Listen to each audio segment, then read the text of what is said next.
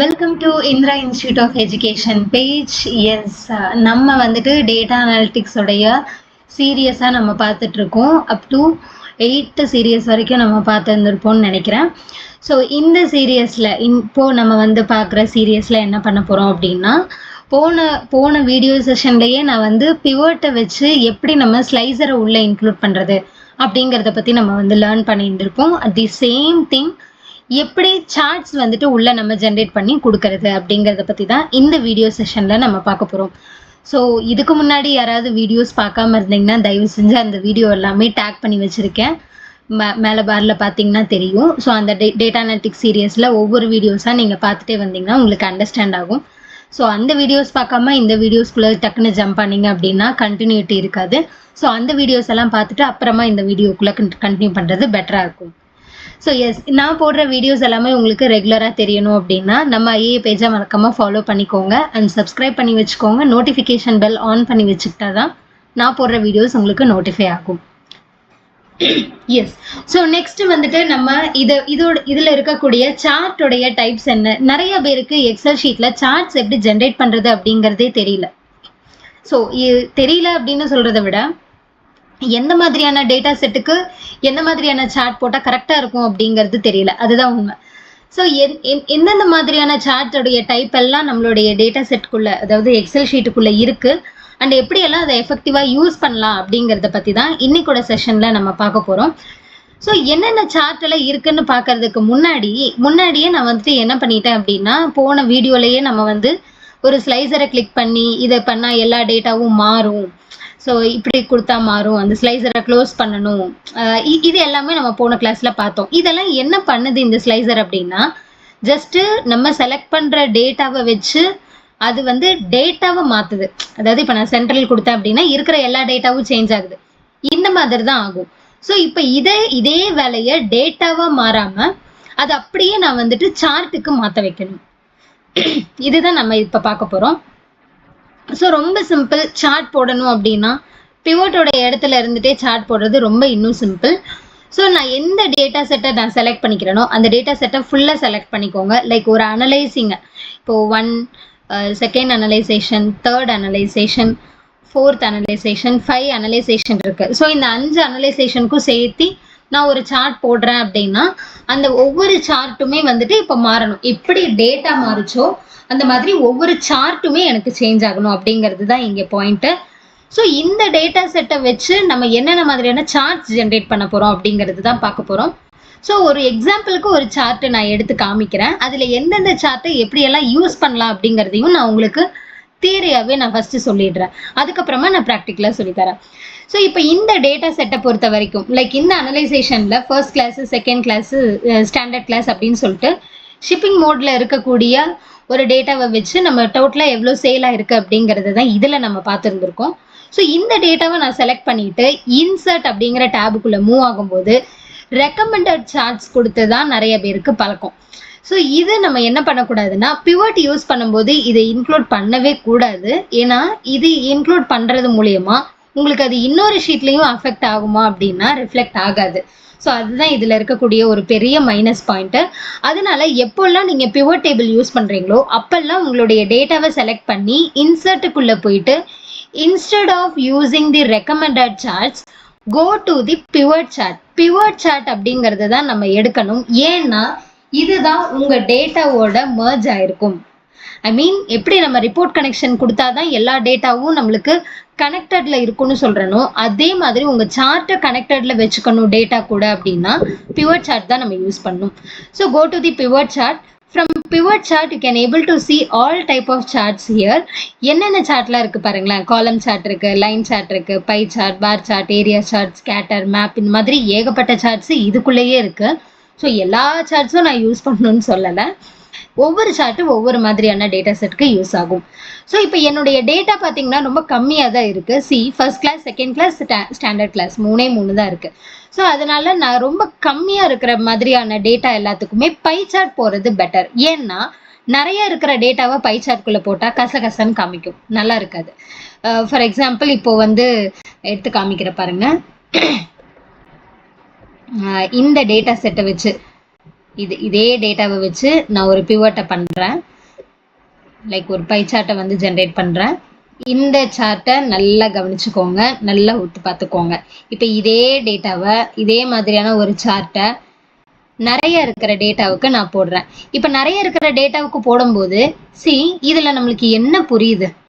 So இதனால தான் நம்ம வந்துட்டு என்ன பண்ண மாட்டோம் அப்படின்னா, பிவட்ல நம்ம பை சார்ட் அப்படின்னு நம்ம யூஸ் பண்ணும்போது நிறைய இருக்கிற டேட்டாவை நம்மளால செலக்ட் பண்ண மாட்டோம். ஆக்சுவலி இங்க இருக்கிறதே கம்மியான டேட்டா தான். இப்போ இவ்வளவுதான் இருக்கு டேட்டாவே, ஒட்டுமொத்தமா பார்த்தா ஒரு 16 டேட்டா தான் இருக்கும். ஸோ இந்த 16 டேட்டாவுக்கே நம்மளுக்கு வந்து இவ்வளோ கொஞ்சம்னு தெரியுதுன்னா, நிறைய இருக்கிற டேட்டாவுக்கு நம்ம வந்து இன்னும் நிறைய, அதாவது மோர் தென் 20 to 30 ரெக்கார்ட்ஸ் இருக்குன்னா அதுக்கெல்லாம் இது செட்டே ஆகாது. ஸோ அதனால தான் என்ன பண்ண மாட்டாங்கன்னா, பை சார்ட்லாம் யூஸ் பண்ணும்போது ரொம்ப கம்மியா இருக்கக்கூடிய டேட்டா, அதாவது இந்த 4 டேட்டா 5 டேட்டா அந்த மாதிரி இருக்கிற டேட்டா செட்டுக்கு தான் இந்த பை சார்ட் எல்லாமே கரெக்டா இருக்கும். ஸோ ஃபார் எக்ஸாம்பிள் இப்போ இதே டேட்டாவுக்கு நம்ம இதை யூஸ் பண்ணுவோம். Go to the insert pivot chart. இதில் கொடுக்கும்போது I'm just using the pie chart. Whether you are giving us a 3D pie chart, you can go for it, or else you can use of donut chart. Donut chartடும் அதோடைய ஒரு வேரியேஷனுக்காக தான், எல்லாத்துக்கும் இதெல்லாம் கிடையாது. Pie chart use பண்றதுக்கு பதிலாக நம்ம donut chart use பண்ணோம் அப்படின்னா கொஞ்சம் இன்னும் எஃபெக்டிவா இருக்கும். ஸோ அந்த மாதிரி தான் இருக்கும். So I'm just selecting this pie chart. ஒரு 3D ஃபார்மேட்ல இருக்கிற மாதிரி கொடுத்துருக்கேன். And this is called as the legend. இங்க பாத்தீங்கன்னா தெரியும், first class, second class, standard கிளாஸோடைய கலர் வேரியேஷனை காமிக்கிறதுக்காக you can able to edit this also. எனக்கு இந்த மாதிரி ரைட் சைட்ல வேண்டாம் அப்படின்னா just click on the chart elements from the right side. So data labels வந்துட்டு எனக்கு பாட்டம்ல வேணும் அப்படின்னு நீங்க கொடுத்தீங்கன்னா இன்சைட் அவுட் சைட் அப்படின்னு சொல்லிட்டு லெஜெண்ட் வந்துட்டு உங்களுக்கு இங்க பாட்டம்லையும் காமிக்கும். இன்னுமே கூட உங்களுடைய சார்ட் வந்துட்டு சின்னது பண்ணி காமிச்சுக்கலாம். எஸ், ஸோ இது வந்துட்டு நம்மளுடைய ஃபர்ஸ்ட் அனலைசேஷனுக்காக வச்சிருக்கிற chart. And go for the second one. Again I am doing the same thing. Now I am just selecting the pie chart for donut chart for this data set. So donut chart அதே மாதிரி நான் பண்ணிக்கிறேன். Go for the legends to the bottom one. So எதுக்காக நான் இந்த bottom போடுறேன்னா இடம் பத்த மாட்டேங்குது, அது ஒண்ணுதான் இங்க ரீசன். அதனால தான், வேற ஒன்றும் கிடையாது. இதை ரீசைஸ் பண்ணிக்கிறேன். இப்போதைக்கு ஸ்லைசர் எல்லாமே கொஞ்சம் மூவ் பண்ணி ரைட் சைடில் வச்சுக்கோங்க, ஏன்னா அது நம்ம கிளிக் பண்ணும்போது தான் யூஸ் ஆகும். இப்போதைக்கு நம்மளுக்கு அது தேவையில்லை. எஸ், ஸோ இந்த மாதிரி சின்ன சின்ன டேட்டாவாக இருக்கிறதுக்கெல்லாம் யூஸ் பண்ணிக்கலாம். கொஞ்சம் பெரிய டேட்டாவாக போகுது அப்படின்னா, மோர் தென் 10 to 15 டேட்டாஸ் இருக்கு அப்படின்னா can go for the pivot chart. Column chart அப்படிங்கிறத நம்ம யூஸ் பண்ணிக்கிறது பெட்டர். ஏன்னா இதோ இந்த மாதிரி நம்மளுக்கு காமிக்கும். ஸோ இப்போ 3Dல போடும்போது 3Dலையும் உங்களுக்கு வந்து இது வந்து யூஸ்ஃபுல்லாக தான் இருக்கும். ஓகே கொடுத்தீங்க அப்படின்னா இந்த மாதிரி நம்மளுக்கு காமிச்சு கொடுக்கும். ஸோ இது வந்துட்டு பார்த்தீங்க அப்படின்னா ஒரு காலம் சார்ட்டை நம்மளுக்கு கிரியேட் பண்ணி கொடுத்துருக்கு. எஸ், ஓரளவுக்கு ஓகே, ஃபைன். கொஞ்சம் கொடுத்து சின்னது பண்ணிட்டேன்.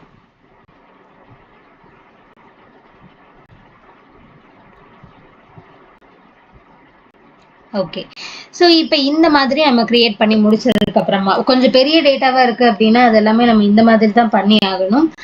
அண்ட் அடுத்தது வந்து பார்த்தீங்கன்னா இந்த டேட்டாவுக்கு சென்ட்ரல் ஈஸ்ட் வெஸ்ட்டுக்கு. ஸோ இதுவும் டேட்டா கம்மியாக தான் இருக்குது. நீங்கள் இதுக்கு போகிறதுனா போகலாம், இல்லைன்னா பிரச்சனை கிடையாது. ஸோ நான் இப்போ இதுக்காக பார் சார்ட்டை மட்டும் கிரியேட் பண்ணிக்கிறேன். சிம்பிளாக நம்மளுடைய விஷயம் தான், என்ன மாதிரியான சார்ட்ஸ் வேணாலும் நம்ம போட்டுக்கலாம். ஸோ இப்போ இதில் வந்துட்டு நான் பார் சார்ட் மட்டும் தான் கிரியேட் பண்ணியிருக்கேன். அண்ட் நெக்ஸ்ட் பார்த்தீங்க அப்படின்னா என்னுடைய டேட்டா செட்டில் வந்து ஒரு லைன் சார்ட் வந்து ஜென்ரேட் பண்ண போகிறேன். லைன் சார்ட்டும் எதுக்காக யூஸ் பண்ணுவாங்க அப்படின்னா, ஒரு டேட் ஃபார்மேட்டிங் எல்லாம் இருக்குது அப்படின்னா அதுக்காக நம்ம லைன் சார்ட் யூஸ் பண்ணிக்கலாம். ஸோ செலக்ட் பண்ணிவிட்டு இன்சர்ட்குள்ளே போனீங்க அப்படின்னா பிவட் சார்ட் அப்படிங்கிறதுல லைன் சார்ட் அப்படிங்கிறது செலக்ட் பண்ணியிருக்கீங்களான்னு பார்த்துக்கோங்க.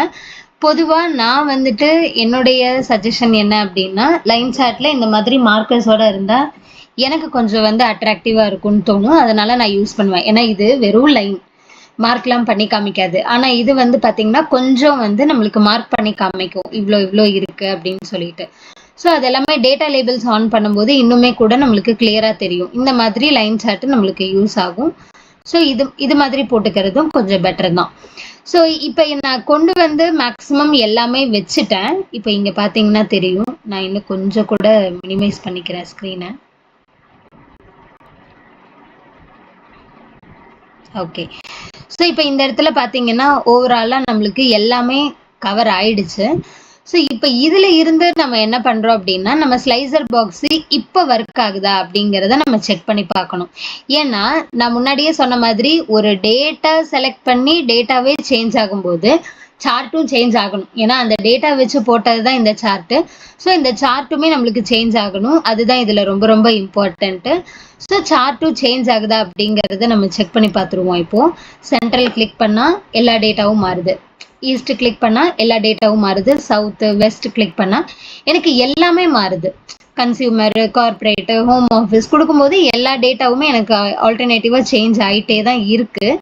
ஸோ இந்த மாதிரி சேஞ்ச் ஆகுது அப்படின்னா இந்த டேட்டா செட்டு இந்த அனலைசேஷனுக்குள்ளேயே ஒர்க் ஆகிறது மேட்ரு கிடையாது. இது எல்லாத்தையும் எடுத்துட்டு போயிட்டு இன்னொரு ஷீட்ல வச்சு பார்க்கணும். அதுதான் ரொம்ப இம்பார்ட்டன்ட். நான் ஜஸ்ட் இந்த வியூ மட்டும் போய் கிரிட்லைன்ஸ் எல்லாமே தூக்கி விட்டுறேன். ஏன்னா இப்போ நான் சார்ட் போடுவேன். ஸோ கிளியரா இருக்காது. எல்லா சார்ட்டையும் இங்கேருந்து தூக்கிடுறேன். ஜஸ்ட் கட் பண்ணிட்டு அதை எல்லாத்தையும் எடுத்துட்டு வந்து இந்த இடத்துல நான் பேஸ்ட் பண்ணிக்கிறேன். ஒவ்வொன்றா நான் வந்து பேஸ்ட் பண்ணிக்கிறேன்.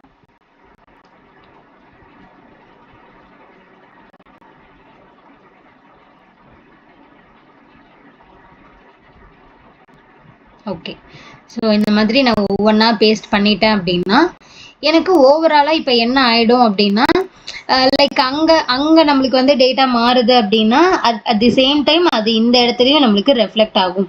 இப்போ இதை வந்துட்டு நம்ம மாற்றணும் அப்படின்னா இப்போ இங்கேருந்து சென்ட்ரலு, சவுத்து, ஈஸ்ட்டு, வெஸ்ட் அப்படிங்கிறது இங்கே சேஞ்ச் ஆகுதுன்னா ஆப்வியஸாக அது இங்கேயும் சேஞ்ச் ஆகிருக்கும்.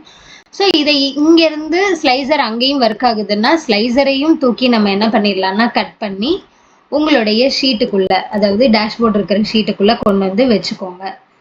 அவ்வளவுதான். இப்போ இங்க என்னன்னா டேட்டாவை டைரக்டா பார்க்காம அப்படியே என்ன பண்ணிடுவீங்க அப்படின்னா உங்களுடைய ஸ்லைசரை யூஸ் பண்ண ஸ்டார்ட் பண்ணிடுவீங்க. ஸோ இதுதான் ஆக்சுவலி நம்மளுக்கு நடக்கக்கூடிய ஒரு பாயிண்ட் எக்ஸல் ஷீட்ல. ஸோ இப்போ கன்சியூமர்னா கன்சியூமர், கார்பரேட்னா கார்பரேட், ஹோம் ஆஃபீஸ்னா ஹோம் ஆஃபீஸ்னா நம்மளுக்கு ஆட்டோமேட்டிக்காக எல்லா டைப்பும் சேஞ்ச் ஆகிட்டே வரும். ஸோ இதோடைய கண்டினியூஷனாக நம்ம நெக்ஸ்ட் ஒரு வீடியோ செஷன்ல எப்படி டேஷ்போர்டா இதை கொண்டு வர்றது, இன்னும் மல்டிபிள் சார்ட்ஸ் எல்லாம் போட்டு டேஷ்போர்டா இதை எப்படி நம்ம வந்து கிரியேட் பண்றது அப்படிங்கிறத பத்தி நெக்ஸ்ட் வீடியோல நம்ம பார்ப்போம். பிஃபோர் தட் நான் முன்னாடியே சொன்ன மாதிரி என்னென்னலாம் நீங்க சார்ட்டுடைய டைப்ஸ் இல்லை வந்து ஃபார்முலாஸ், ஃபங்க்ஷன்ஸ் எப்படி இந்த பிவோட்டை கொண்டு வந்தேன், ஸோ இது எல்லாமே உங்களுக்கு தெரியல அப்படின்னா இந்த வீடியோவை பார்க்குறதே வேஸ்ட்டு. ஸோ அதனால ப்ரீவியஸ் வீடியோஸ்லாம் பார்த்துட்டு வந்துட்டு அதுக்கப்புறமா இந்த வீடியோவை நீங்கள் பார்க்குறது கொஞ்சம் பெட்டராக இருக்கும். ஸோ நெக்ஸ்ட் வீடியோவில் டெஃபினட்டாக இது டேஷ்போர்டாக எப்படி வந்துட்டு கொண்டு வர்றது அப்படிங்கிறத பற்றி ரொம்ப டீட்டெயில்டாக நம்ம பார்க்க போகிறோம். பேக்ரவுண்ட்லாம் செட் பண்ணி ஐகான்லாம் கொடுத்து கொஞ்சம் இன்னும் அட்ராக்டிவாக எப்படி வந்து பண்ண போகிறோம் அப்படிங்கிறது எல்லாமே நான் நெக்ஸ்ட் வீடியோவில் சொல்கிறேன். அன்டில் தென் நம்ம பேஜை ஃபாலோ பண்ணாமல் இருந்தீங்கன்னா மறக்காமல் சப்ஸ்கிரைப் பண்ணிக்கோங்க. Bye bye.